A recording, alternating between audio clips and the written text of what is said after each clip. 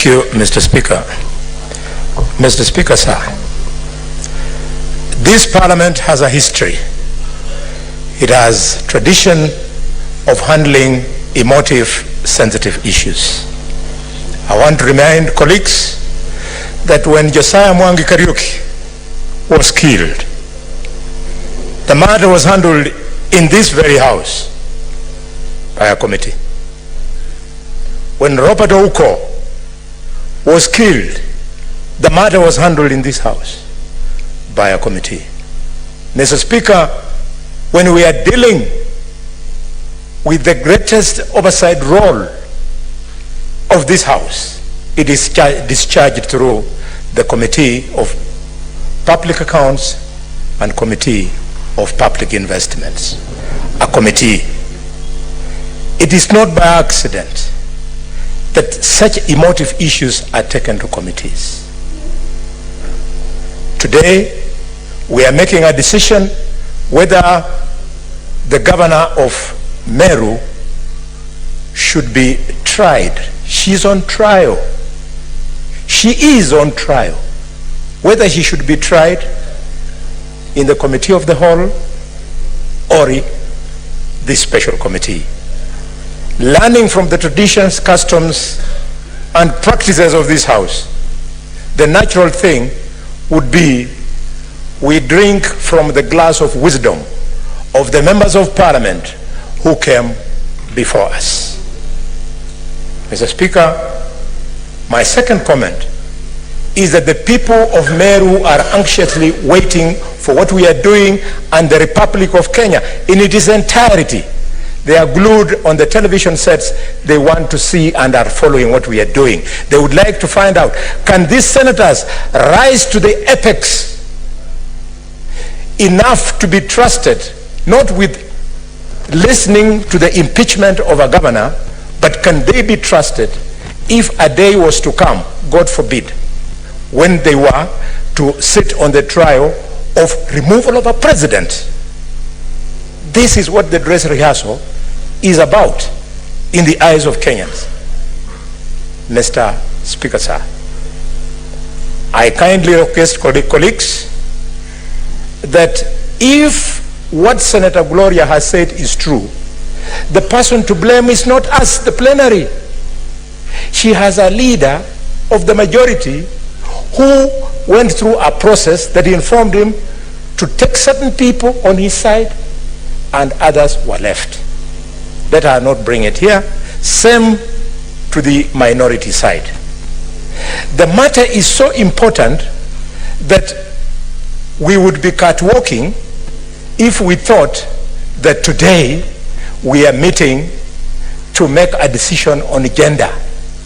No. Mr. Speaker, you have read out the charges. Not the first, not the second. None of them is it about gender. It is about issues which we don't know about. Senator, just allow me to finish. I never objected to you. Senator hold my Gloria, time. May the Senator for Kakamega be heard aside. Yes, I appeal to you. I know you have Senator, promised. proceed. Don't start a debate. Thank you. I know that she has promised that she wants to school me in matters gender. Really? Really?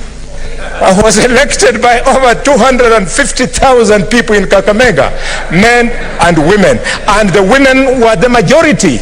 So I know issues of gender. I have many children. The majority of them are girls. Order. I know matters of gender. Mr. Speaker, I have got more than one wife. I know matters of gender.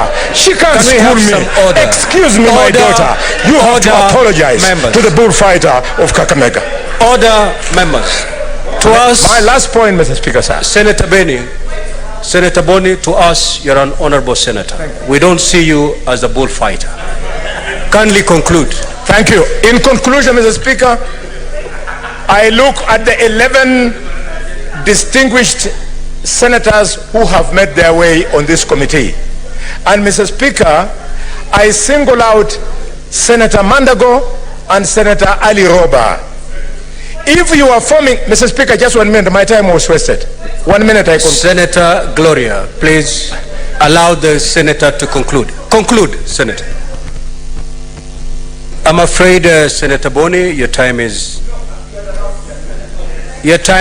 spent. Senator Edwin Sifuna. I thank you, Mr. Speaker.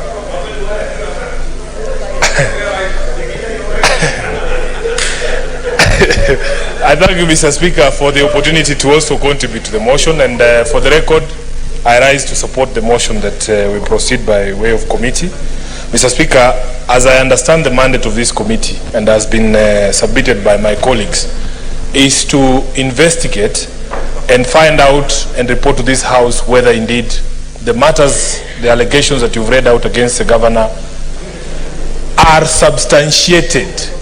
So that, Mr. Speaker, all this committee is supposed to do, if the accusation is that there has been nepotism exercised by the governor, to report back to this House and say, yes, that allegation has been substantiated. On the question of illegal appointments, yes, it has been substantiated or not. Mr. Speaker, I would also want to encourage Senator Gloria to understand that, in fact, if you go percentage-wise, Mr. Speaker, percentage-wise, to have 3 women out of a committee of 11 is actually greater than to have 3 women out of 47 elected senators deciding on a matter. Because, Mr. Speaker, as you know, when it comes to the question of the vote, Senator Gloria, what is your point of order? Mr. Speaker, my point of order is that there are senators who are misleading the House on facts and on matters numbers. And Mr. Speaker, my point of order, even to Senator Boni Khalwale and to Senator Edwin Sifuna, is that you cannot come to Senate and actually institute discrimination by trying to convince this House that there is a formula that says that when you have less women at the table of representation, that is the formula that Kenyans should accept because it works best for gender. That is misleading the House. And this is not a matter about bullfighting or how many women or 3 against. This is a matter of representation. And Mr. Speaker, you should not allow the conversations that are going on in this House to continue, because this is a house of order. This is a house that respects women, and this is a house that is supposed to actually ensure that Governor Kawira gets a fair hearing. My point of order is that Senator Edwin Sifuna is misleading the House by trying to tell the House that the formula of 3 women senators against basically out of 11, 3 women senators, that is the best formula to have women represented in this committee. Mr. Speaker, you can see why we have an issue with this. This is exactly the reason why we cannot entrust people who are actually disregarding women in this House. That is my point of order. Senator Gloria, you cannot stand on a point of order.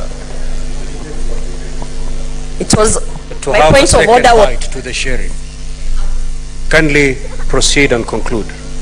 And please allow Senator Sifuna to recover his time. I thank you, Mr. Speaker. I am not a math teacher, but I will help the House. It is not misleading, Mr. Speaker, because you have the list of the number of women senators elected out of the 47 counties. We only know the senator from Nakuru, my sister from Machakos, and the good lady from Isiolo. What we are saying is, if you do a basic arithmetic, 3 out of 47 is smaller. It's actually 6%. Compared to 3 out of 11 is a bigger fraction. That's what I'm saying. But, Mr. Speaker, that being beside the point, let it be known that I'm not trying to mislead this House. I am a firm believer in equality, Mr. Speaker, that in fact every woman has the same capacity to misconduct herself as the men. So, Mr. Speaker, this is not a question that should be viewed through the lenses of gender. What we want to do, whether we establish the committee or whether we proceed by the whole House, Mr. Speaker, is to find out indeed, is it true, the allegations that have been laid against the governor. In this particular question, we are supposed to be blind. Justice is blind. We do not see color, we do not see gender, we do not see ethnicity, Mr. Speaker. We are just looking at the allegations that have been leveled vis-a-vis, the law. Mr. Speaker, I am also a firm believer that in fact there is no grace period for misconduct. You know, the question of how long it should take before you start raising these questions has been raised in a public forum. I have seen people misconduct themselves even with the oath of office when they are taking oath of office, Mr. Speaker. Therefore, Senator, Mr. Speaker, may the senator be heard in silence, please. Thank you, Mr. Senator Speaker. Gloria. Kindly proceed and conclude your contribution. Mr. Speaker, therefore, what I want to encourage this House, because I was feeling the weight of responsibility as a person who's been proposed to sit on this committee, somebody who's supposed to miss Christmas with his family. But I can see the mood in the House is that maybe all of us should miss Christmas, which is okay for me. I don't have a problem. I am just saying, Mr. Speaker, that I wish I was not part of that committee, that it was Senator Gloria here sitting here to spend her Christmas here. But if you want us all to spend Christmas here, it is also okay, Mr. Speaker. So, in conclusion, Mr. Speaker. Senator Gloria, we are not in some market in the outskirts of Nairobi. If you need to make a point of order, you press the button. It will be upon the chair to give you the platform or to deny you the platform. Kindly proceed. Mr. Speaker, can I conclude?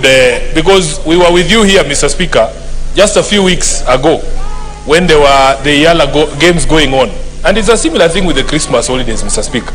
We had problems raising quorum in this House, Mr. Speaker, if you remember, because most of the members chose to go to Juba. We are going to have the same problem. These people are just saying here, oh, we want the whole House, we want the whole House. But we know the members of this House who are committed to come and actually prosecute matters here, Mr. Speaker. So we might have better success. Mr. Speaker, I need your protection. Mr. Speaker, I need your protection. Because this is something we have experienced, Mr. Speaker. That in fact Senator Sifuna, just take a seat. Honorable Senators, it is not the wish of the chair to send any senator out of these chambers. But that's my wish, and may not necessarily carry the day today. The standing orders will carry the day today. Senator Gloria, I'm cautioning you under Standing Order 121.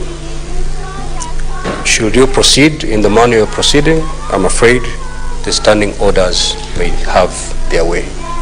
Conclude, Senator Sifuna. Thank you, Mr. Speaker. The point that I was making, Mr. Speaker, is previous experience has shown that in fact we might get a lot more work and ground covered in committee than in plenary because of the issues that I have raised regarding the question of quorum. So, Mr. Speaker, to just conclude and allow my colleagues to also contribute, I rise to support this, and not because I'm a member of that committee. I would very happily cede this particular position to anybody else who wants to release me to go and have Christmas with my children. It will not be a bad thing, Mr. Speaker. I thank you. Senator Methu.